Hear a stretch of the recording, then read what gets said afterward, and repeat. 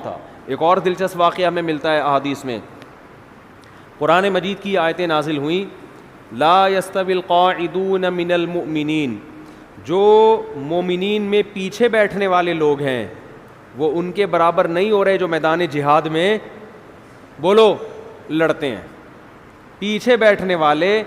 آگے میدان جہاد میں لڑنے والوں کے برابر، بولتے کیوں نہیں یار، کیا ہو گیا؟ نہیں ہے، وہ لڑ رہے ہیں میدان میں، قربانیاں دے رہے ہیں، تم یہاں پیچھے بیٹھے ہوئے ہو۔ ٹھیک ہے تم نماز پڑھ رہے ہو، زکوٰۃ دے رہے ہو، عبادت کر رہے ہو، لیکن ان سے ایسا تھوڑی ہوا تو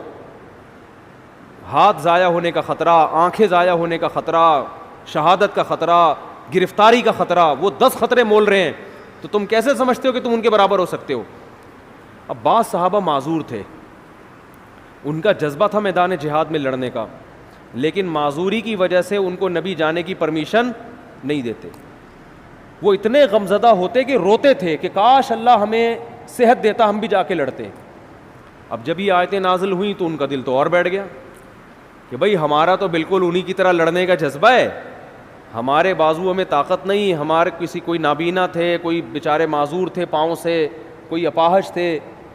تو ہمیں تو نبی روکتے ہیں، ورنہ ہمارا تو جذبہ ہے، اور اللہ نے کہا کہ تم ان کے برابر نہیں ہو سکتے، جبکہ ہم تو روتے ہیں یہاں بیٹھ کے کاش ہمیں بھی وہاں جانے کا موقع ملتا۔ تو جب یہ نبی صلی اللہ علیہ وسلم کے سامنے صحابہ نے اشکال کیا نا،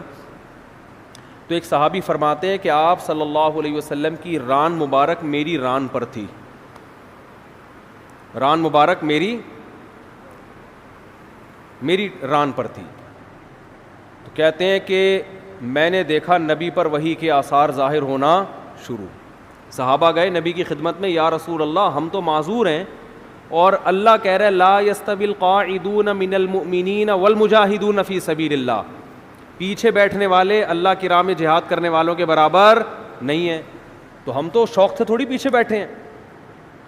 تو صحابی کہتے ہیں کہ نبی صلی اللہ علیہ وسلم کی ران مبارک کو میں نے دیکھا، اتنی وزنی ہو گئی کہ مجھے لگا کہ میری ٹانگ چٹخ کے پچک جائے گی، ہڈی ٹوٹ جائے گی اس کی، اتنی بھاری ران ہو گئی آپ صلی اللہ علیہ وسلم کی، اور آپ پر ایسے کپ کپی کے آثار۔ تھوڑی دیر میں آپ صلی اللہ علیہ وسلم کا جسم ہلکا ہو گیا، اور آپ نے ایک لفظ کی تلاوت کی، غیر اولی الضرر، بشرطے کہ ان کو کوئی مجبوری، بولو نا یار، یہ اردو میں تو بڑا لمبا لفظ ہو گیا، بشرطے کہ ان کو کوئی مجبوری نہ ہو۔ آواز نہیں آ رہی مجھے، کون سا جا رہی ہے میری آواز؟ میرا بھی کھوپڑی خراب ہو رہی ہے، آواز نہیں آ رہی ان کو، تصویر پہ گزارا کریں۔